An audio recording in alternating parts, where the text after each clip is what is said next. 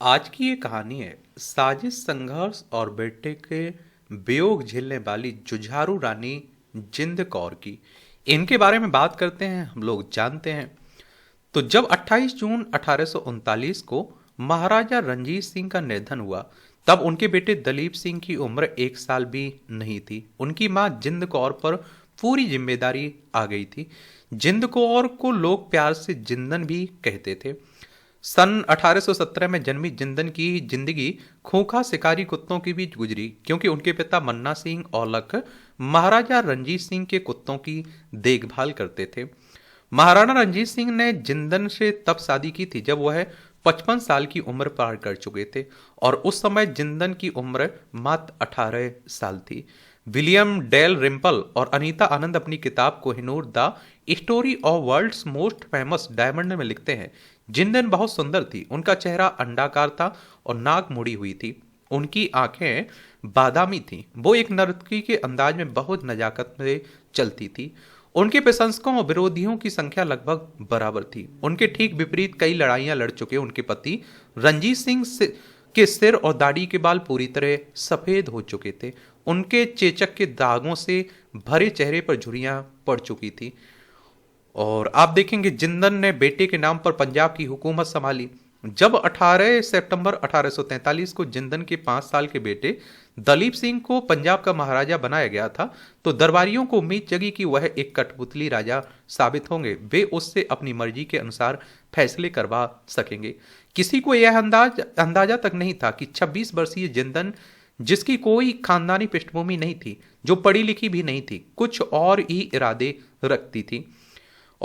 और आप देखिए, कुत्तों की देखभाल करने वाले की बेटी ने जब पर्दा छोड़ यह ऐलान किया कि वह अपने बेटे के नाम पर पंजाब पर शासन करेगी, तो दरबारी स्तब्ध रह गए। विलियम डेल रिम्पल और अनीता आनंद लिखते हैं कि अपनी बाह में कोहिनूर हीरा बांधे दलीप सिंह अपनी मां की गोद में बैठते। वह एशिया के सबसे शक्तिशाली घरानों में से एक और पंजाब पर राज करती। उनके खिलाफ माहौल तब और बिगड़ गया जब उन्होंने अपने भाई जवाहर सिंह को नया वजीर बना दिया। जिंदन कौर के भाई जवाहर सिंह की हत्या।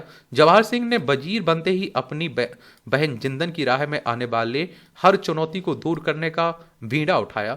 सबसे पहले उन्होंने महाराजा रणजीत सिंह के एक अन्य बेटे राजकुमार पसोरा सिंह कंवर को अपने रास्ते से हटा दिया। यह बात सिखों के धार्मिक नेताओं से छिपी नहीं रही। उन्होंने जवाहर सिंह को अपने सामने पेश होने का आदेश दिया।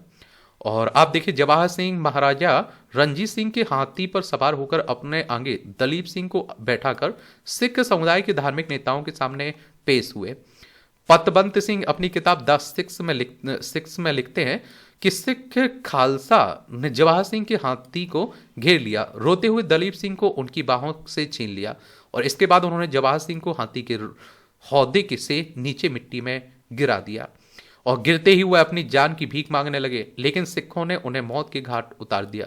दलीप सिंह ने अपने मामा की हत्या का दृश्य अपनी आंखों से देखा था, जिसे वह पूरी जिंदगी नहीं भुला सके। ईस्ट इंडिया कंपनी ने मौके का फायदा उठाया। जिंदन इस घटना से बेहद दुखी हुई और कुछ दिनों के लिए राजकाज से अलग हो गई। लेकिन कुछ हफ्तों बाद तमाम उम्मीदों के खिलाफ वह एक बार फिर दरबार में प्रकट हुई, और रीजेंट के रूप में उन्होंने अपना पुराना कारोबार फिर से संभाल लिया। और उधर सैकड़ों मील दूर ईस्ट इंडिया कंपनी इस घटनाक्रम को बहुत दिलचस्पी से देख रही थी। पहले एंग्लो सिख युद्ध 1845-46 के समय ना तो दलीप सिंह और ना ही उनकी मां को अंदाजा था कि उनके दरबार के दो सबसे शक्तिशाली लोग अंग्रेजों से जा मिलेंगे। जवाहर की जगह वजीर बनाए गए लाल सिंह ने अंग्रेज जासूसों को न केवल सिख गन बैटरियों की पूरी जानकारी दी, बल्कि यह भी बता दिया कि उनकी युद्ध योजना क्या है और किन किन जगहों पर सिख सैनिक तैनात हैं। इसके बावजूद जिंदन की अगुवाई में सिख सैनिक शुरुआत में अंग्रेजों पर भारी पड़ रहे थे। लड़ाई में अंग्रेजों की जीत। जनरल हेनरी हेवलॉक ने अपनी आत्मकथा में लिखा, यह संभावना देखते हुए कि सिख किसी भी समय उन्हें कुचल सकते हैं, हार्डिंग ने सभी सरकारी कागजात जलाने का आदेश दे दिया। क्या आदेश दे दिया? कागजात को जलाने का आदेश तभी दिया जाता है जब हार तय लग रही हो। इसके बाद हार्डिंग ने अपनी सबसे कीमती चीज, एक तलवार जिसे कभी नेपोलियन ने इस्तेमाल किया था, अपने सहायक को सौंप दी। यह वह मौका था जब सिखों को अंग्रेजों पर निर्णायक हमला करना चाहिए था, लेकिन जिंदन के जनरल तेज सिंह ने अपने सैनिकों को पीछे छोड़ लौटने का आदेश दे दिया। इसकी वजह से पीछे से आ रही ब्रिटिश सेना को वहां पहुंचने का पर्याप्त समय मिल गया। उन्होंने सिखों पर जवाबी हमला शुरू कर दिया।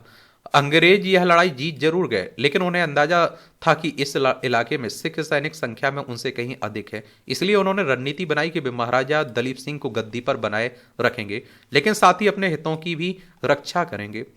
अंग्रेजों ने बालक महाराजा के साथ भैरोवाल की संधि पर हस्ताक्षर किए, लेकिन अभी संधि की स्याही भी नहीं सूखी कि लाहौर में अंग्रेज सैनिकों की संख्या बढ़ा दी गई।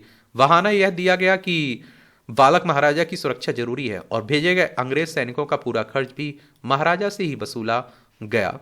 और दलीप सिंह गद्दी पर बने रहे, लेकिन सिर्फ रानी जिंदन को इस बात का अंदाजा था कि पर्दे के पीछे क्या हो रहा है। अपने सलाहकारों के ढुलमुल रवैये से नाराज होकर उन्होंने अपने कड़े उतार कर उनके सामने रख दिए, उन्हें जमकर फटकार लगाई।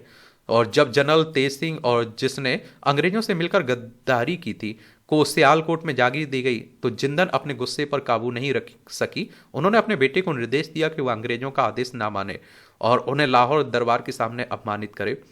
विलियम डेल रेम्पल और नीता आनंद लिखते हैं कि दरबार की परंपरा थी कि किसी को जागीर देने से पहले महाराजा खुद उसके माथे पर केसरी और लाल रंग का टीका लगाता था, लेकिन जिंदन ने अपने बेटे को ऐसा न करने का आदेश दिया।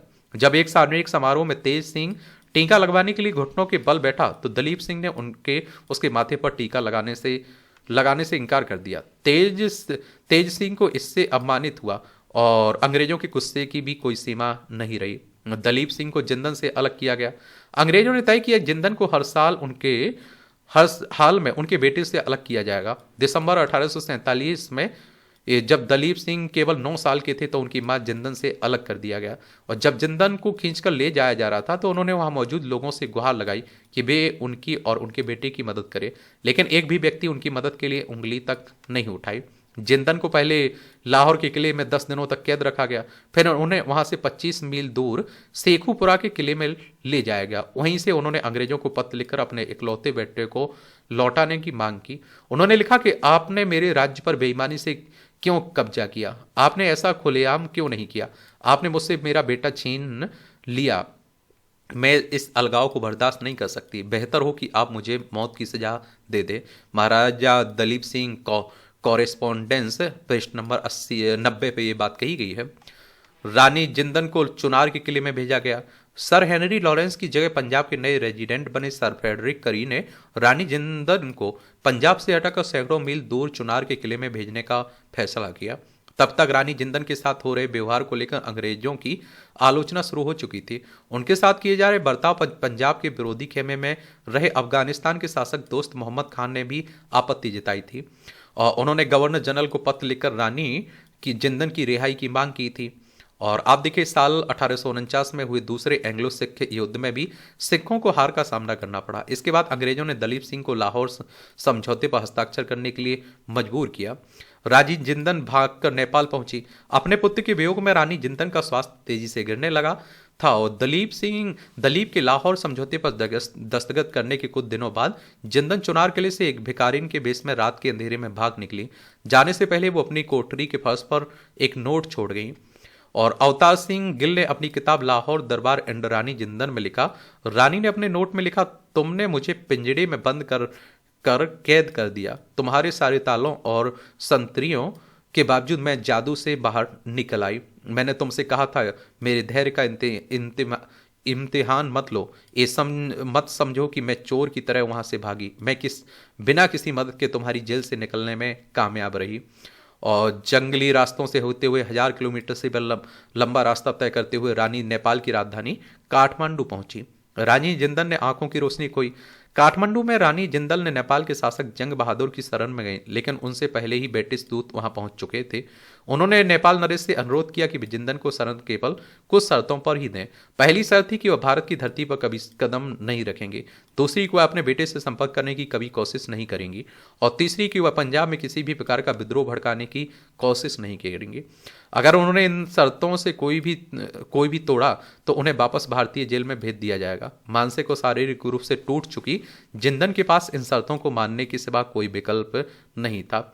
लेडी सेना लॉगिन ने अपनी किताब sir John Login and Duleep Singh में लिखा, नेपाल में भी जिंदन एक तरह से कैदी की तरह ही रही और जंग बहादुर इस बात पर नियंत्रण रखते हैं कि वह कहाँ जा रही हैं और किससे मिल रही हैं। कर्नल रैमसी ने उनका वर्णन करते हुए लिखा कि वह अंधी हो गई और उनकी पुरानी स्फूर्ति विलुप्त हो चुकी थी। उन्होंने अपने आसपास होने वाली घटनाओं में दिलचस्पी लेना छोड़ दिया।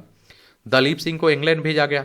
दलीप सिंह का राज्य हड़पने के बाद अंग्रेजों ने उन्हें पंजाब से हमेशा के लिए निष्कासित कर दिया। उन्हें फतेहगढ़ ले जाकर एक Scottish doctor John Spencer login के संरक्षण में रखा गया। लॉगिन के साथ रहते हुए दलीप सिंह ने अंग्रेजी बोलना, बाइबल पढ़ना, क्रिकेट खेलना सीखा। इसी दौरान उन्होंने अपने लंबे बाल कटवा दिए और 14 वर्ष की उम्र में अपना धर्म बदलकर ईसाई धर्म अपना लिया। जब दलीप सिंह 15 साल के हुए तो उन्होंने इंग्लैंड जाने की इच्छा प्रकट की। वह पानी के जहाज पर सवार होकर अपने संरक्षक लॉगिन दंपत्ति के साथ इंग्लैंड पहुंचे, वहीं बस गए। दलीप सिंह की जिंदन से कलकत्ता में मुलाकात। साल 1807 में जब दलीप 21 साल के हुए तो उन्होंने अपनी मां जिंदन से मिलने की इच्छा प्रकट की। उन्हें मां से इस शर्त पर मिलने की अनुमति दी गई कि वो पंजाब से जितनी दूरी हो उससे दूरी संभव हो उनसे मिले। नेपाल में रानी जिंदन को अंग्रेजों से ने सूचित किया कि वह अपने बेटे से मिलने के लिए भारत जाने के लिए तैयार हो जाए। इस मुलाकात के लिए कलकत्ता में स्पेंस होटल को चुना गया। ये मुलाकात 16 जनवरी 1861 को हुई। अनीता आनंद अपनी किताब सूफिया में लिखती हैं कि जिंदन को तब तक दिखाई देना बंद हो चुका था। जब जिंदन को अपने बेटे से इतने सालों बाद मिलवाया गया तो उन्होंने उनके शरीर पर हाथ फेर कर ये महसूस करने की कोशिश की कि उनका बेटा अब कैसा हो गया है। जब उनका हाथ उनके सिर पर पहुंचा तब जाकर उन्हें लगा कि उन्होंने अपने बाल कटवा दिए। तब उन्होंने रोते हुए कहा, मैं अपने पति की मौत और अपने राज्य का छीन जाना बर्दाश्त कर सकती थी, लेकिन अपने बेटे का सिख धर्म को छोड़ देना मेरे बर्दाश्त के बाहर है। और सिर्फ 46 साल की उम्र में निधन हो गया। लेकिन थोड़ी देर बाद जिंदन सामान्य हो गई। उन्होंने कहा कि वो अब अपने बेटे को खुद से अलग नहीं होने देंगी।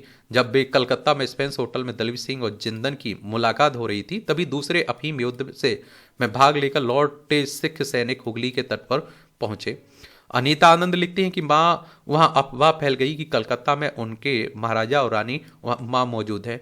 तुरंत थके हारे सिख सैनिक अपने महाराजा का अभिवादन करने स्पेंस होटल के चारों तरफ जमा हो गए और नारे लगाने लगे।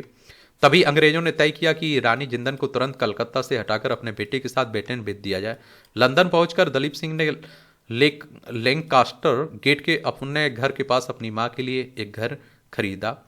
और आप देखिए 1 अगस्त 1863 को महाराजा रणजीत सिंह की सबसे चहेती रानी जिंदन का निधन हो गया। जब उनकी मौत हुई तो बहुत बूढ़ी दिखाई देती थी, लेकिन उस समय उनकी उम्र मात्र 46 साल थी। कितनी? 46 साल की थी वो समय। तो यहाँ एक कहानी है रानी जिंद कौर की।